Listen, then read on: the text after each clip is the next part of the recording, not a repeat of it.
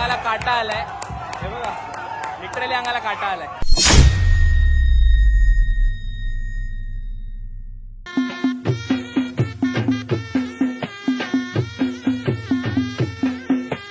गोविंदा रे गोपाळा, गोविंदा रे गोपाळा,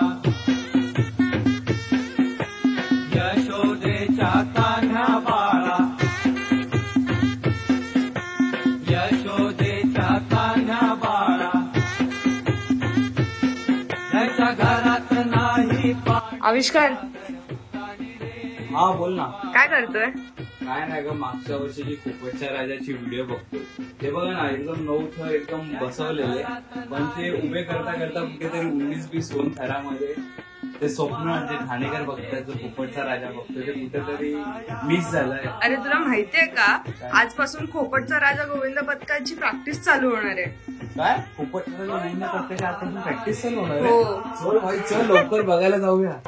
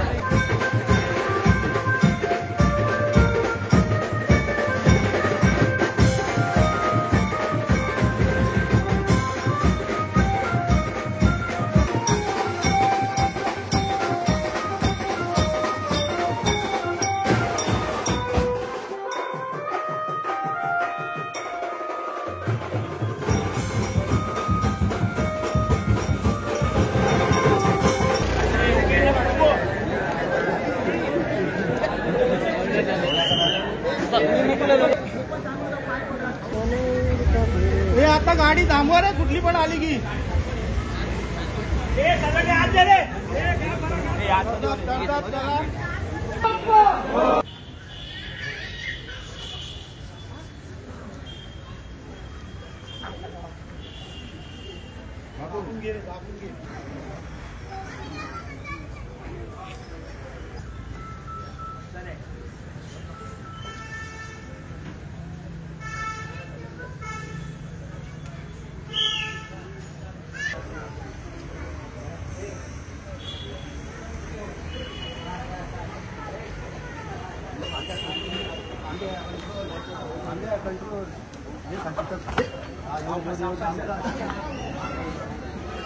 गजा घसर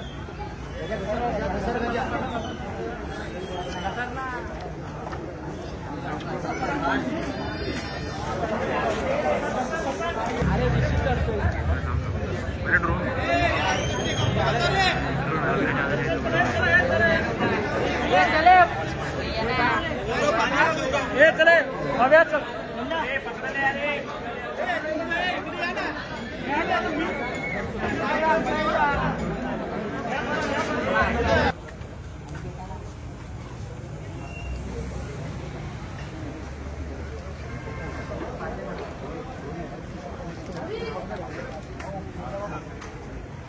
मला कोण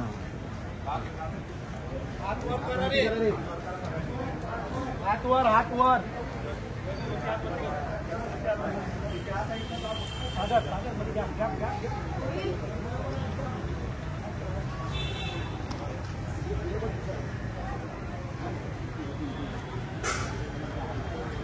दोन तीन चार पाच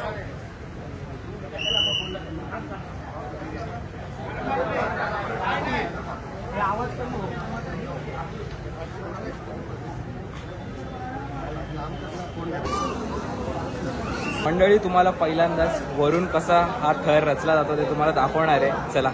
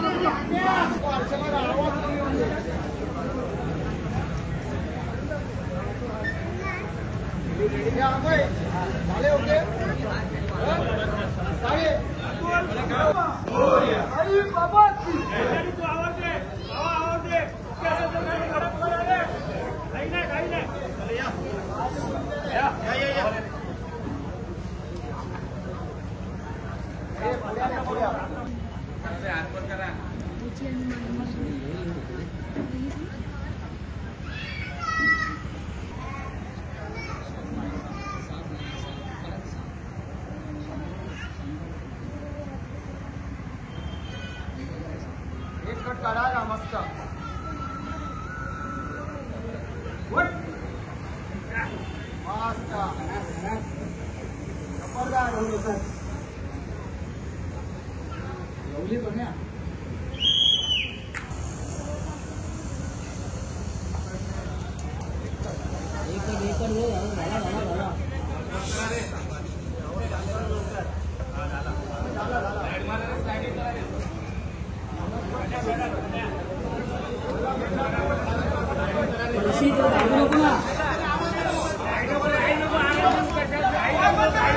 कडक कडक कडक कडक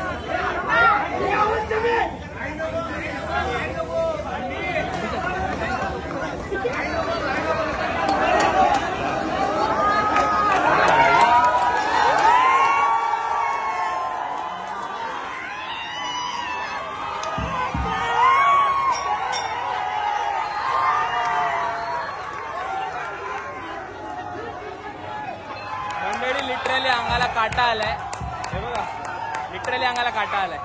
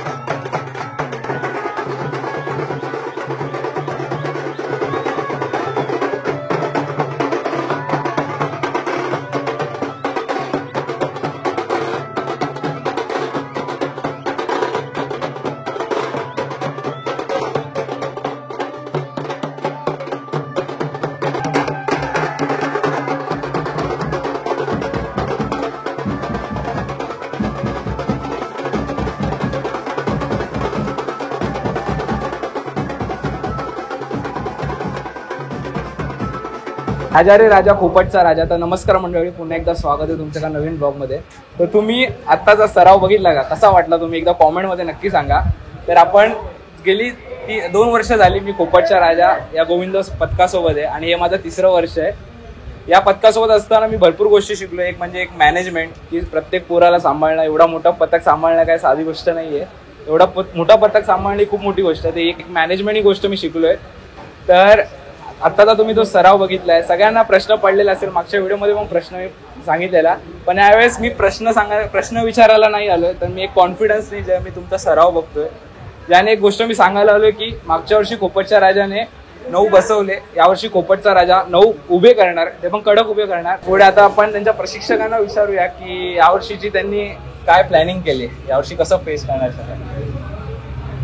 पहिली गोष्ट, आजपासून आमचा सराव सुरुवात झाली आहे. प्लॅनिंग म्हणजे असं काय आम्ही पुढे अजून काही केलेलं नाही आहे. कसं असतं हे तुम्हाला माहिती आहे, दरवर्षी आमची प्रॅक्टिस चालू असते 1 महिना.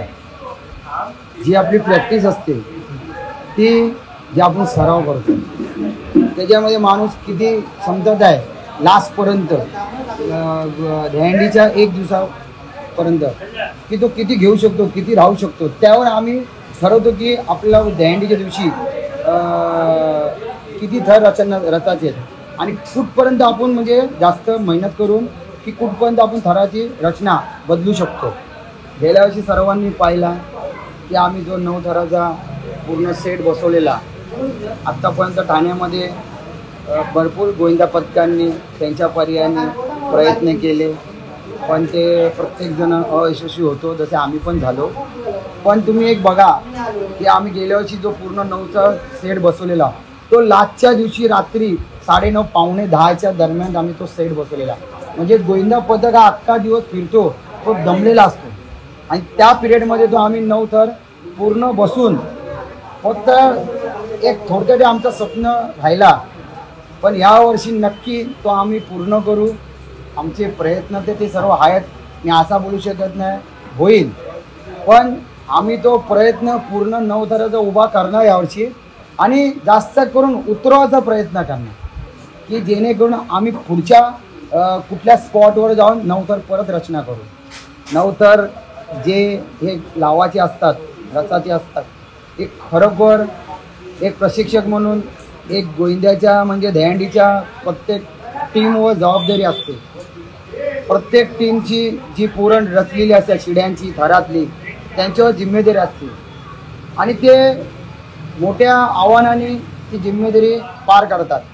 पण कधी कधी ती जिम्मेदारी एक कुठला पोरगा राहतो, कुठला म्हणजे पाय सरकतो, कुठला म्हणजे दम जातो, लागून पडून त्याचा स्टॅमिना जातो. तर ती पण एक भाग असतो. पण यावर्षी जी आमचा सराव आम्ही जो सुरू केलेला आहे, आता तुम्ही पण आमचा सरावात पहिला दिवस होता, बघितला आम्ही कशी रचना केली.